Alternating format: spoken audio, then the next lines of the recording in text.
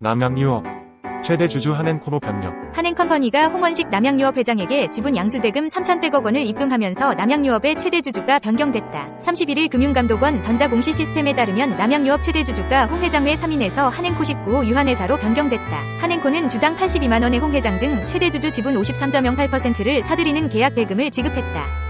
한엔코가 입금한 대금 중 500억 원이 법원의 보전 처분에 묶이면서 홍 회장에게 돌아가는 매각 대금은 2,600억 원이 됐다. 앞서 대법원은 지난 4일 한엔코가 남양유업을 상대로 제기한 주식량도 소송 상고심에서 원고 승소 판결한 원심을 확정한 바 있다. 하나증권이 KT가 주가가 목표 주가를 뛰어넘은 후 지금은 적극 매수할 때는 아닌 것 같다고 밝혔다. 1월 31일 김홍식 연구원은 국내 투자가들의 매도세가 주춤한 가운데 외국인들이 컨센서스 흐름과는 달리 강한 매수세를 나타냄에 따라 최근 KT 주가가 소폭 오르는 모습을 나타내고 있다.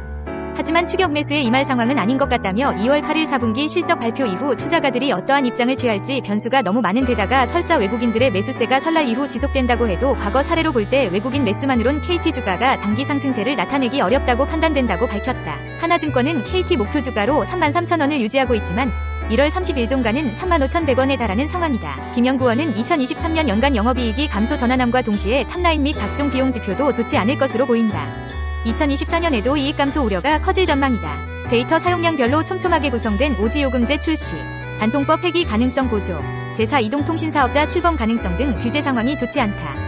실적 흐름 및 규제 상황을 감안하면 현 주가 매력적이지 않다고 평가했다. 앞서 지난해 말 그는 KT 주식을 하루라도 빨리 처분하는 것이 낫다며 실적 흐름과 규제 환경을 보면 2024년에 KT 주가가 4만원 갈 일은 없다고 말하기도 했다. 반면 KB증권은 KT 목표 주가를 4만원에서 43,000원으로 7.5% 올린 바 있다. 김준석 KB증권연구원은 KT 위 투자 포인트인 BEB 사업의 성장세가 지속하는 가운데 KT 위 실적 감소에 대한 우려가 이미 주가에 과도하게 반영됐다고 판단했다며 오지 가입자 수와 로밍 매출 증가가 KT 별도 매출액 증가에 기여할 것이라고 판단했다. 김홍식 하나증권 연구원은 KT가 저평가됐다는 것과 관련 부동산을 포함한 실질 자산 가치에 기인한 것으로 보고 있다. PBR이 0.5배에 불과해서다. 해외 통신사의 PBR과 비교하면 극단적인 저평가다. 김연구원은 국내 통신 3사의 ROE가 주요 선진국 통신사 대비 크게 낮은 수준이다. KT 위 경우 특히 낮은 ROE를 기록 중이기 때문이다. 통신사 주가 바닥은 PBR보단 기대배당 수익률이 잘 입증해왔다며 현재 통신 3사 중 KT 위 기대배당 수익률이 가장 낮다. 실적 규제 리스크 부상으로 통신사 주가가 하락한다면 KT 주가가 가장 큰 타격을 입을 가능성이 높다고 말했다. 후성이 주주 배정 유상증자를 통해 1,000억 원이 넘는 자금을 조달합니다. 회사는 확보한 자금을 2차전지와 반도체 관련 투자에 사용할 계획입니다. 문제는 업황입니다. 현재 반도체의 경우 바닥에서 벗어날 것으로 기대되지만 2차전지는 최근 전기차 등 전방산업 둔화 우려가 커지고 있는 상태입니다. 여기에 최대 주주 측이 신주 배정 물량의 절반만 참여할 예정입니다. 이는 투자자 입장에서 고민할 수밖에 없는 요소가 될 것으로 보입니다. 후성은 최근 공시를 통해 주주 배정 후 실권주 일반 공모 방식의 유상증자를 진행한다고 밝혔습니다. 보통주 1,290만 3,226주를 발행할 예정입니다. 기존 발행 주식 수의 13.68%에 해당하는 물량입니다. 발행 예정가액 7,850원을 기준으로 총 1,013억 원을 조달한다는 계획입니다. 세부적으로는 2차전지 관련 전해질 부문 시설 투자에 492억 5천만 원, 반도체 가스 부문의 차세대 기술 개발 및 관련 시설 투자에 210억 원, 스마트 물류 시스템 구축 등에 180억 원을 사용합니다. 여기에 원재료 구매 등에 130억 원을 소모합니다. 후성은 반도체 특수가스와 냉장고 에어컨용 냉매 등 화학소재 제조를 주력으로 하는 기업입니다. 2차전지용 전해질 사업 등에도 진출하면서 사업 영역을 확장하고 있습니다. 2차전지에 투자하는 자금은 2022년에 결정한 액상 전해질 신규 투자의 후속입니다. 당시 후성은 2차전지 시장 경쟁 우위 확보를 위해 1,061억 원을 투입해 해당 공장을 짓기로 했습니다. 이번 유상증자로 조달한 금액 중 280억 원은 신규 공장 건설과 기존 공장의 공정 개선 등에 활용합니다. 나머지 210억 원은 배터리의 수명 증가와 충전 시간 단축 등 시너지 역할을 더해줄 차세대 공정 첨가제 공장 투자를 위해 투입합니다. 여기에 들어가는 비용은 총 492억 9천만 원입니다. 이와 함께 반도체 가스 부문의 차세대 기술 개발 및 관련 시설 투자에 210억 원을 투입합니다. 2025년과 2026년에 각각 100억 원과 110억 원을 투입할 예정입니다. 나머지 금액은 스마트 물류 시스템 구축에 180억 원, 주요 원재료인 형석과 탄산리튬 구매에 130억 원을 활용합니다. 우려되는 부분은 업황과 최대 주주의 소극적인 유상증자 참여입니다. 후성은 지난해 3분기 누적 매출액 4,171억 원, 영업손실 270억 원을 기록했습니다. 매출액은 전년 동기 대비 9.61% 감소했고 영업이익은 적자 전환입니다. 이유는 반도체 특수가스와 2차전지 소재의 부진 때문입니다. 반도체 특수가스의 경우 지난해 9월부터 주요 고객사의 감산 정책으로 일부 품목에 대해 생산 중단을 결정을 내리기도 했습니다. 이 같은 영향으로 2022년 1,619억 원이었던 반도체 특수가스 매출액은 작년 3분기 누적 기준 1,066억 원에 그쳤습니다. 하지만 올해는 인공지능 수요 증가로 반도체 업황도 개선되면서 실적도 나아질 것으로 기대되고 있습니다.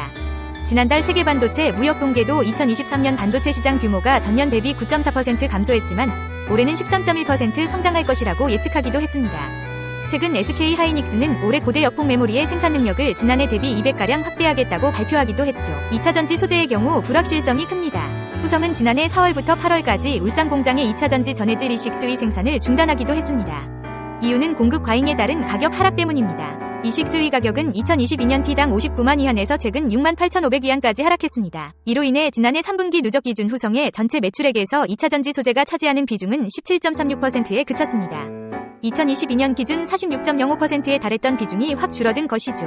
회사 측은 증권신고서를 통해 전해질 가격이 하락함에 따라 2차전지 소재 사업 부문 매출은 2023년 3분기 누적 기준 전년 동기 대비 66.5% 감소했습니다라고 설명했습니다.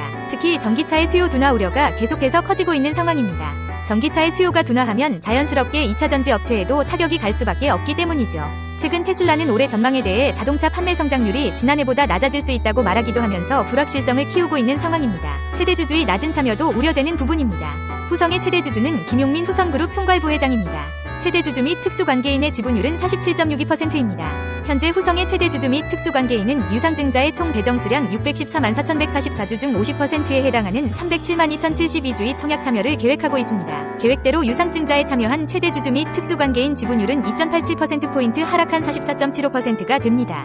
지분율이 일부 하락하더라도 최대 주주의 변경 가능성은 제한적인 거죠.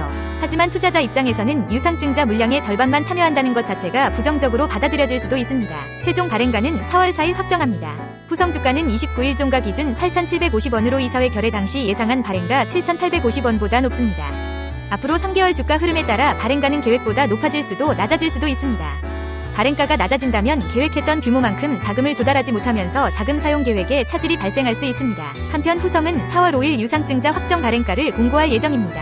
이어 911일까지 구주주를 대상으로 청약을 진행합니다. 구주주 청약에서 발생한 실권주는 같은 달 1516일까지 일반 투자자를 대상으로 청약을 진행한 후 30일 신주를 상장할 예정입니다.